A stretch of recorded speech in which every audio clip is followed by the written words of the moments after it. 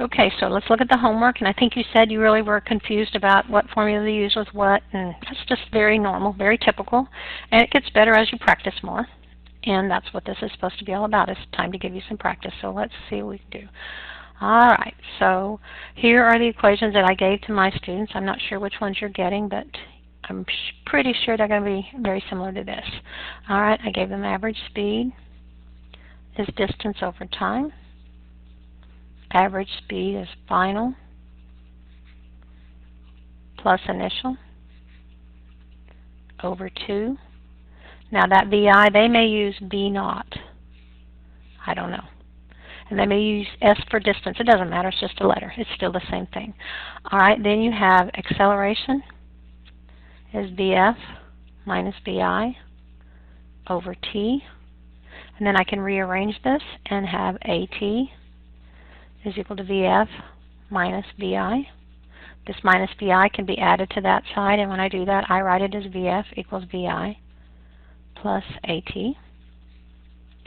All right, then we have VF squared equals VI squared plus 2AD. Okay, when you look at these two over here, this one and this one, both have time in them. So if you see some speed changing and you've got some times, you're going to probably wind up picking one of these. If instead of time you have some distance, then you're going to go to this one. But I'll show you how to be sure which one do I do, which one do I do. Okay, so King Kong carries Fay Ray up the 321-meter tall Empire State Building at the top of the skyscraper. Her shoe falls from her foot. How fast will the shoe be moving when it hits the ground? Well, all right, so they're throwing in something called free fall in here too. So what I will tell you is that when things fall freely through the gravitational field of the Earth, they accelerate at the rate of 9.8 meters per second squared. Now, on-level class typically doesn't use this value because it causes math issues, which is ridiculous, but that's what they think is true. So we just change it to 9.8 rounded off to 10, and it makes the math easier. Okay? So that's the acceleration of Fay Ray's shoe as it falls down. So you did great. You said VF. Well, if anything is dropped, it's going to fall through the Earth, and that's what we're trying to find. The initial speed was 0 because she just dropped it. She didn't throw it. She just let it go, and so it had no speed. The distance it has to fall is 321 meters. The acceleration that it experiences is 10 meters per second squared. And notice in the problem they don't tell you that. That's part of being a physics student, is you know that anything that falls freely through the air accelerates at that rate. So make sure that you, even though it's not given to you in the problem, write it down because that means you know it. Okay, then we're looking for VF, which I already set up here. Duh. Okay, so you don't have a time. And all that list of givens, you do not have time. So this equation are probably not going to be your friends. Look at this one. You have a time, right? So VF squared, write your equation, always, and don't make one up. Use what they give you. Okay? VI is 0, so that tells me immediately I don't have to worry about that. VF squared is going to be 2. A is 10. D is 321. Multiply, take square root, and you'll have a final speed. And I don't have a calculator with me, but you can take the square root of whatever this lovely number here is. It's going to be about 6,420, I think. So take the square root of that. It'll be around 80. So not a big deal. The only thing that tricked you up is you didn't know this right here because you didn't realize that we're talking about it falling through the air. All right, so let's look at the second one. It says the Steamboat Geyser in Yellowstone National Park is capable of shooting its water up from the ground with a speed of 48 meters per second. How high can it go? Well, same thing. VF is 0 when it reaches the highest point because gravity has slowed it down. Think about when you kick a football. It looks like that. So it leaves the foot with some speed, but gravity wants to pull it back to Earth. So gravity is pulling downward with an acceleration of 10 meters per second squared. Okay? It gets to the highest point. It comes to a stop because gravity has slowed it down. So now it can bring it back down, and that 0 meters per second becomes the initial speed on the way back down. Okay? So gravity's pulling down here. It's trying to rise. And then here, gravity's pulling it down, it's trying to fall, so it speeds up, okay? So the final speed at the highest point is that. It comes out of the ground at 48 meters per second. Gravity is the acceleration. Now, you have a couple of options here. You can use plus or minus 10, and I'll tell you why in just a second. And we're looking for how high. Okay. Okay, if you think about this 10 meters per second squared, gravity, I always told my kids it slowed things down on the way up and sped them up on the way down. So we always use a negative acceleration on the way up and a positive acceleration on the way down. Hopefully that makes sense to you. It's trying to slow the object down so it can return it to the Earth's gravitational field. Alright, so if I'm looking for the distance, I'm going to take that VF squared equation, I'm going to rearrange it. I'm going to write it like that. So now I know everything. I know this is 0. So negative 48. And notice I kept this negative outside because it's outside here. It's just a minus sign. Over 2a. A was negative 10. Gives you your distance. So now you get your calculator out and you wrap it up. Now notice your units. On the top you're going to have, and I always hound you about units, but there's a reason. When I square that meters per second, I get meters squared per second squared. And then I divide that by meters per second squared. Numerator, denominator.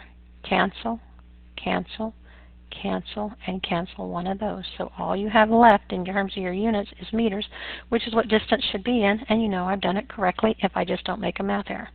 Show your work, you can have points for everything but the correct answer, and that'll be great. Alright? Okay, let's look at the third one. The third one says, a baby blue jay sits in a tall tree awaiting the arrival of its dinner. As the mother lands on the nest, she drops a worm toward the hungry chick's mouth, but the worm misses and falls from the nest to the ground in 1.5 seconds. How high up is the nest? Oh, okay. So if you look at that, you're like, oh my gosh, how can I solve this? They only tell me one thing. They tell me the time. And yet they want me to find how high does it fall from. All right, and I think I left one equation out. We'll go back and add it in a minute. Well, what do you know? Well, you also know this.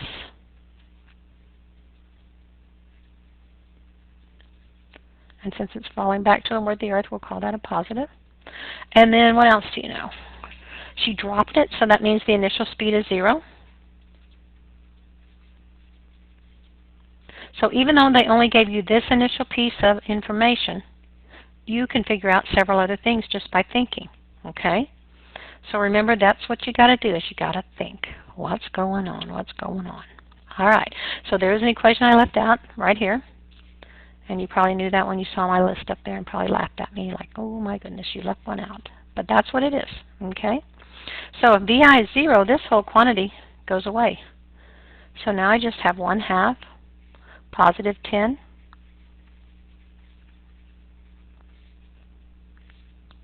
Don't forget to square your time, because it says t squared, and solve for your d. That's all there is to it, babe. And that's what a well-solved problem looks like. You've listed the givens, you've put units on every number, you've shown them what equation you want to use, you've plugged your numbers in, and you've gotten the answer. That's how your problems need to look. It's that simple. All right, the fourth one. A giraffe who stands 6 meters tall bites a branch off of a tree to chew on the leaves, and he lets the branch fall on the ground. How long is it going to take to hit the ground? Okay, here we go again. They don't tell you very much. But that's okay, because we're smart and we can figure it out. Okay, they want to know how long it takes for the branch to hit the ground. So they're looking for the time. It's going to fall 6 meters. Again, it's dropped, so the initial speed is 0. He didn't throw it down, he just accidentally dropped it.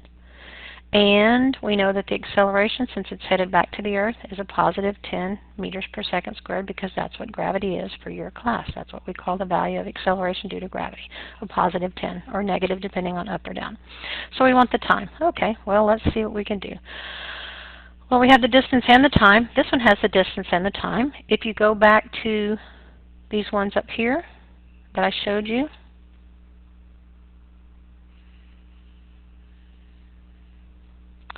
I can get back to my original list of equations here. Distance and time, but that's an average speed. There's no acceleration there. Final and initial speed to give you an average, no acceleration there. Acceleration, distance, no time. Acceleration, time, no distance. Acceleration, time, no distance. So those are not going to be helpful. So that one that I magically forgot to give you, that I remembered all of a sudden, is the one we want to pull from, because it takes both of those quantities and keeps them. So here we go. 1/2 AT squared plus VIT.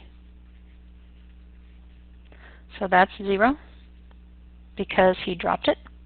This is my distance. This is my acceleration. Solve it for the time. Well, t squared is going to be 2d over a. Because I brought this 2 over here, that's 2d divided by a. Brought it over here, divided by a. So t squared is 2d over a. So t is going to be the square root of 2d over a. You know your d is 6 meters. And a is still always going to be 10. And it's positive because it's falling toward the earth. So now just finish out your algebra. That's not any big deal. You've got that skill. But look again. Equations, units, work, listed givens. This is how I figure out which equation to use. It's that simple. But kids won't do it. They'll be like, oh, I hate that. I'm not going to list the givens. Okay, well, you're going to struggle. And I'm going to just be having to put a lot of red marks on your paper. So do what I ask you to do. All right, so Billy, a mountain goat, is rock climbing his favorite slope one sunny spring morning when a rock falls toward him from a ledge 40 meters above. Billy ducks, avoids injury. How fast is the rock traveling when it gets to Billy? Okay, so let's draw a picture because sometimes that helps. So here's a high ledge. Here's the goat. And I'm just going to draw a box for a goat because that's all the artist skills I have. This is 40 meters. Here's the rock headed that way. Okay, so the initial speed of the rock is 0 because it just dropped. We're looking for the final speed. We know acceleration, it's falling toward the earth, is positive 10. And we know that it falls 40 meters. So I don't have a t, so any equation that has time in it is not going to help me. I only have a distance and an acceleration, so I can't use this one. But I gave you one a while ago, vf squared, vi squared, 2ad. And you know every single thing. You know this is 0. You know a, you know d. Solve for your final speed. So vf is going to be the square root of 2 times positive 10 meters per second squared times the 40 meters that it has to fall. If you look at those units, you'll have meters times meters, which is meter squared in the numerator, second squared in the denominator. Take the square root, meters per second. So that's what? 400 times, so it's a square root of 800. So do your math, figure it out. All right, let me see where I am time-wise. I'll stop. I try not to make them longer than 15 minutes, so I'm going to stop this one, and then we will go on.